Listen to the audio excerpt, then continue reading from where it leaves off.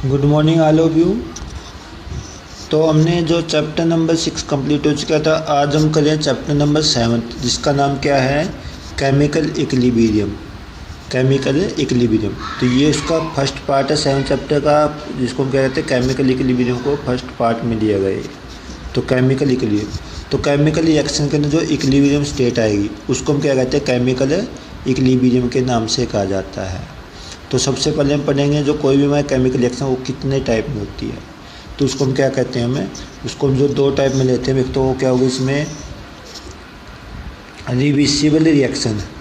Reversible reaction the reaction which जो का product is form do not combine to give back reactant are called irreversible reaction.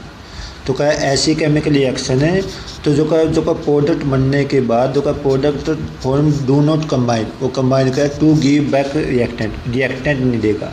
जो का एक बार जो का रिएक्टेंट से प्रोडक्ट में तो कन्वर्ट हो जाएगा, प्रोडक्ट दोबारा रिएक्टेंट के अंदर कन्वर्ट नहीं होगा, तो उसको हम क्या कहेंगे, इरिवर्सिबल रिएक्शन के नाम से कहेंगे। तो इसकी प्रॉपर्टी कौन कौन सी होगी, तो क्या क्या है प्रॉपर्टी ऑफ जो का इरिवर्सिबल रिएक्शन।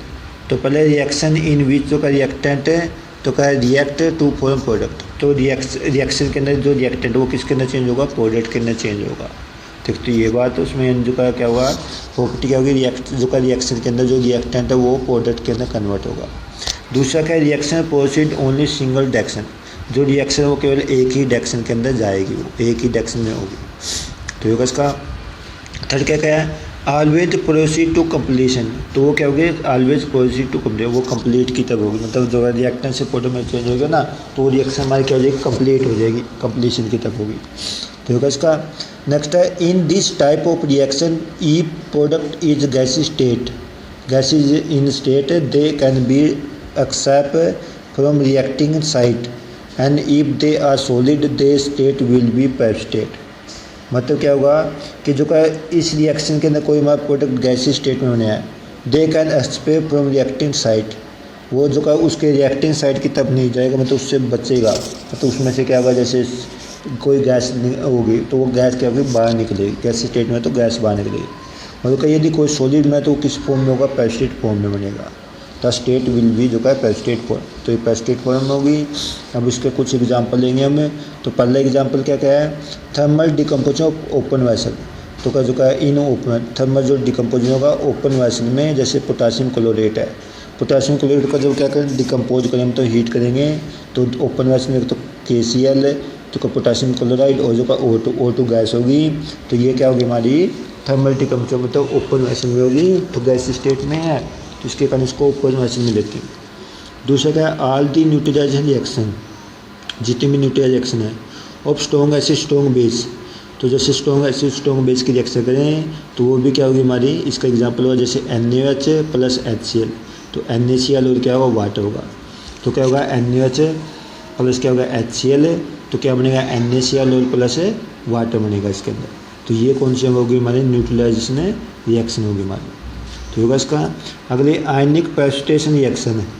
आयनिक प्रेसिपिटेशन रिएक्शन, आयनिक प्रेसिपिटेशन रिएक्शन में क्या क्या है, सिल्वर नाइट्रेट प्लस जो का सोडियम क्लोराइड। तो किस में चेंज होगा, सिल्वर क्लोराइड और NaNO3 में चेंज होगा। तो ये जो का सिल्वर नाइट्रेट NaCl के रिएक्शन करके तो सिल्वर क्लोराइड का तो प्रेसिपिटेट बनेगा, ये इसके तो प्रेसिपिटेट बनेगा, और NaNO3 वाटर के अंदर होगा, एक्वस मीडियम में होगा। तो ये precipitate reaction.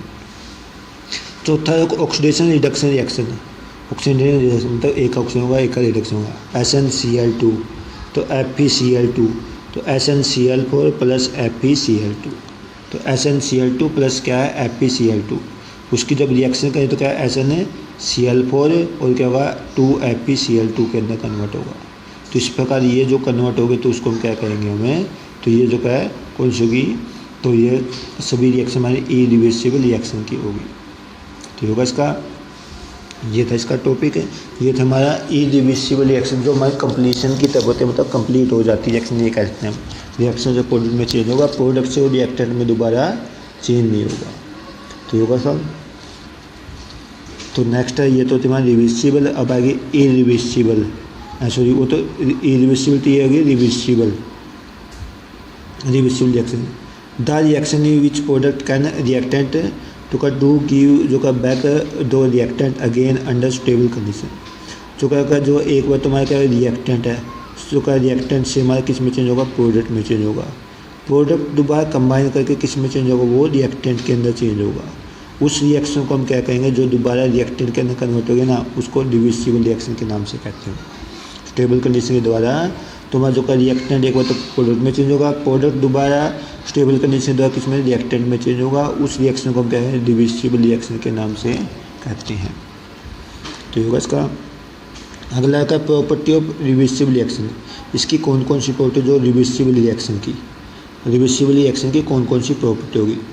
In this type of reaction reactant react to जो का फॉर्म प्रोडक्ट। इस प्रकार के रिएक्शन में जो रिएक्टेंट है, रिएक्टेंट किस में चेंज होगा, प्रोडक्ट में चेंज होगा। Product further react to form reactant, और जो प्रोडक्ट दोबारा जो का रिएक्ट करके किस में चेंज होगा, वो रिएक्टेंट के अंदर कन्वर्ट होगा। मतलब क्या होगा, इसमें एक बार जो रिएक्टेंट है वो प्रोडक्ट में चेंज होगा, प्रोडक्ट रिएक्ट करके वो किस में, रिएक्टेंट में चेंज होगा। तो reaction proceed in both direction, तो ये जो का केवल ये दोनों डायरेक्शन में प्रोसीड होगी, मतलब चलती रहेगी। एक बार तो रिएक्टेंट किस में, प्रोडक्ट में चेंज हो गया, और प्रोडक्ट किस में चेंज, रिएक्टेंट में चेंज हो, तो इस प्रकार वो चलती रहती है, प्रोसीड होती रहती है, मतलब चलती रहती है। और जो ऊपर वाली थी इरिवर्सिबल वो क्या थी, कंप्लीशन की तरफ थी, मतलब कंप्लीट हो जाती है। तो होगा इसका। थर्ड इसमें तो क्या है, जो का these type of reactant never complete to in nature, तो जो का इस प्रकार की रिएक्शन को माने वो कभी भी कंप्लीट नहीं होती, वो कभी भी कंप्लीट नहीं होती। कंप्लीट क्यों नहीं, क्योंकि वो एक बार तो रिएक्टेंट प्रोडक्ट में चेंज, प्रोडक्ट रिएक्टेंट में चेंज, रिएक्टेंट प्रोडक्ट में इस प्रकार चलती रहती है, इसके कारण वो कभी भी कंप्लीट नहीं होती। नेक्स्ट है प्रोडक्ट नाइदर एक्सेप्ट नॉट पैरासिटेट, जो हमारा प्रोडक्ट मिलेगा तो का नाइदर एक्सेप्ट नॉट, मतलब ना तो वो जो का एक्सेप्ट करेगा, ना पैरासिटेट में रहेगा, मतलब ना तो गैसीय स्टेट में होगा, ना वो पैरासिटेट फॉर्म में होगा। क्योंकि जो हमारा क्या होगा, जो का रिएक्टेंट प्रोडक्ट रिएक्टेंट इस प्रकार कन्वर्ट होते हैं, तो इसके कारण हमने इसको तो ना तो रिएक्टेंट से उसमें है, ना वो प्रोडक्ट साइड में। तो होगा इसका, तो होगा इसकी। तो उसके बाद जो ये तो जो का उसमें अब आगे इसके एग्जाम्पल में सबसे पहले थर्मल जो का डिसोसिएशन इन क्लोज वेसल, जो थर्मल डिसोसिएशन होता है, डिकम्पोजिशन होगा, वो किसके अंदर, क्लोज वेसल के अंदर होगा। अब जैसे कैल्शियम कार्बोनेट है, कैल्शियम कार्बोनेट में हीट करें तो कैल्शियम ऑक्साइड और CO2। अब CO2 कैल्शियम ऑक्साइड का रिएक्शन करके चेंज होगी, वो कैल्शियम में कार्बोनेट के अंदर चेंज होगी। तो इस प्रकार जो ये एक बार तो कैल्शियम कार्बोनेट का डिकम्पोज होगा किसमें, कैल्शियम ऑक्साइड और CO2 में। कैल्शियम ऑक्साइड CO2 रिएक्शन करके फिर किस में चेंज होगा, कैल्शियम कार्बोनेट में चेंज होगी। इस प्रकार ये सब किस में होगी, क्लोज वेसल के अंदर होगी, मतलब रिवर्सिबल रिएक्शन हमेशा किस में, क्लोज वेसल के अंदर कंप्लीट होगी। इसका जो PCl5 है, PCl5 जो का होकर के हीट करके PCl3 जो Cl2 में चेंज होगा, और Cl2 PCl3 का रिएक्शन करके PCl5 में चेंज होगा। तो इस प्रकार ये क्या होगी, ये दोनों में थर्मल डिकम्पोजिशन क्लोज वेसल के अंदर वो क्या होगी, रिवर्सिबल स्टेट में होगा, या फिर दूसरा इक्विलिब्रियम स्टेट में भी कह सकते हैं।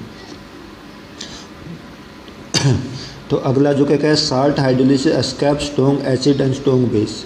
तो जो स्ट्रॉन्ग एसिड स्ट्रॉन्ग बेस को छोड़कर जितने भी हमारा साल्ट हाइड्रोलिसिस है, साल्ट हाइड्रोलिसिस में क्या, जैसे हमारा क्या है, अमोनियम क्लोराइड को हमने हाइड्रोलिसिस किया, अमोनियम हाइड्रोक्साइड और क्या होगा, HCl।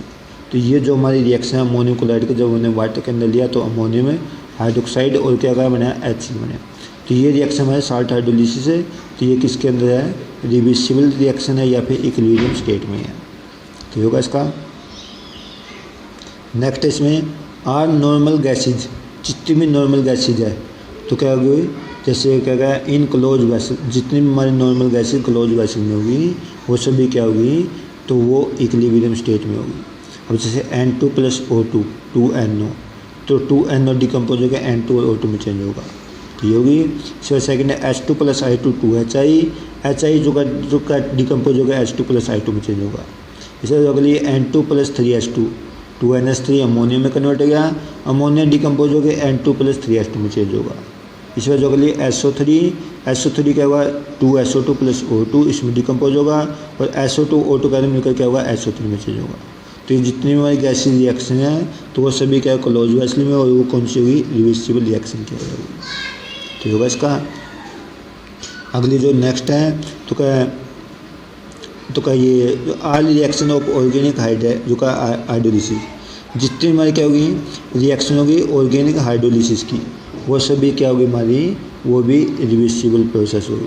अब जैसे हमने इथाइल एसीटेट का हाइड्रोलिस किया, एक तो क्या होगा उसमें इथेनोइक एसिड और एक इथेनॉल बनेगा। तो क्या करेंगे हमें, इथाइल एसीटेट का हाइड्रोलिस किया तो एक तो इथेनोइक एसिड बन गया, एक क्या बन गया, इथेनॉल। इथेनॉल की जब इसके या तो रिएक्शन होगी तो आपस में रिएक्शन करके वो दोबारा फिर इथाइल एसीटेट और वाटर के अंदर कन्वर्ट होगा। तो इस प्रकार के जो हमारे ऑर्गेनिक कई रिएक्शन होते हैं जो हाइड्रोलिस करते हैं, वो सभी क्या होती है, रिवर्सिबल रिएक्शन होती है। तो होगा इसका रिवर्सिबल का दूसरा नाम क्या आता है, इक्विलिब्रियम स्टेट। मतलब जो रिएक्टेंट की कंसंट्रेशन और प्रोडक्ट की कंसंट्रेशन दोनों की क्या होती है, बराबर होती है। इसके कारण उसको हम क्या करते हैं, इक्विलिब्रियम स्टेट के अंदर ले सकते हैं उसको। तो होगा इसका। अब इसके बाद जो आगे है, रिवर्सिबल रिएक्शन के टाइप कितने प्रकार की होती है। तो जो मैंने ऊपर रिवर्सिबल रिएक्शन दी वो कितने टाइप की है, तो वो हमारे दो प्रकार की। एक तो क्या हो, कौन सी होगी, होमोजीनियस, एक हीटेरोजीनियस। एक तो कौन सी है, होमोजीनियस। होमोजीनियस है reversible reaction, homogeneous reversible reaction. इसमें क्या होगा, if any reversible reaction physical state of reactant and product same.